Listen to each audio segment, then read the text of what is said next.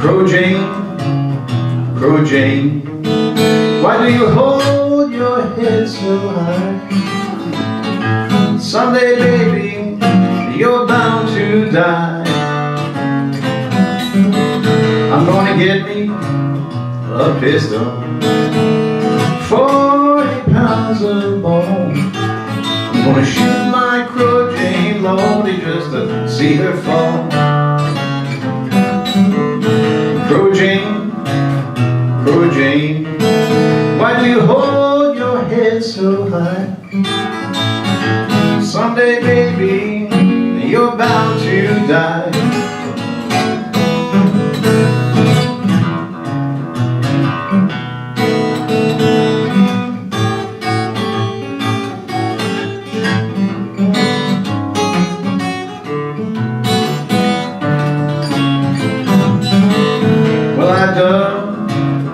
Her grave with a great long silver spade.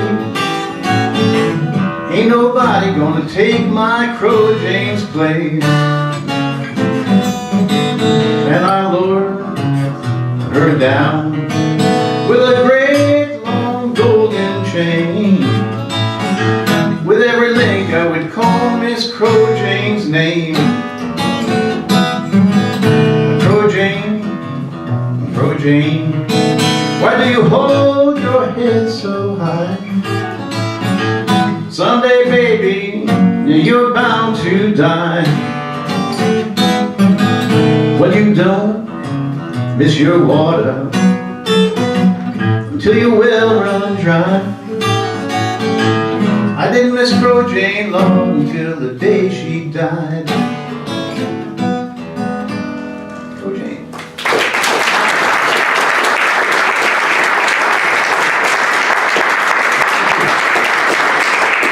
You're probably wondering, what does that have to do with anything? Actually, it's because I have to do a blues every now and then because they wouldn't let me in any of the bands that I was in. You know, Cats, you do the ballads. Just stick with your ballads. Don't sing. So now I'm getting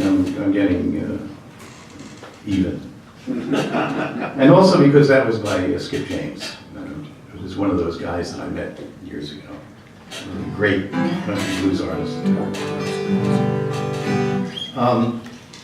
So that was it, the Blues Project. One of the last gigs we did was at the Monterey International Pop Festival, which was really wonderful. I loved being out there. And there was just a feeling, the whole camaraderie of these 10,000 people and all these great rock stars, you know, that it was just like everything was sort of like blossoming at this point. And I got to shake hands with Otis Redding. I was on the side of the stage when Janis Joplin sang Ball and Chain, which was just an amazing thing. And I had dinner with our keyboard player at the time, John McDuffie, and Jimi Hendrix. There was like a little hot dog stand in the back. And Jimmy and I and John had dinner. Now, I'm sort of like, well, when my book came out, my publishing company would say things like, you know, Steve Katz did this, he did that, and he jammed with Jimi Hendrix. I never jammed with Jimi Hendrix. I shared a bag of potato chips with Jimi Hendrix, which I think is a lot cooler, actually. You know, I mean, everybody's jammed with Jimi Hendrix. I shared a bag of potato chips with him. So one of the guys in the Blues Project, Al Cooper, gave me a call a few months later, saying that he wanted to go to England and could we do a benefit concert for him and back him up, and we did that. And to make a long story short, we said, well, Al, why don't you stay? You have some good songs, you know, let's start a band. And we were very influenced by the Buckingham's Time and Charges album, which had the horn section from the Chicago Symphony. We wanted to take something like that on the road. So he had some songs, I had some songs, and we hired some people. And we had this great horn section. We originally we were gonna hire a horn section, but these guys are so good. Randy Brecker, Fred Lipsius, I mean, they brought their personalities into this thing that, so they said to us, the horn said, we don't want to be on salary, we want to be like you guys and be part of the band. And I was thrilled. I said, yeah, great, you know, you can starve like the rest of us.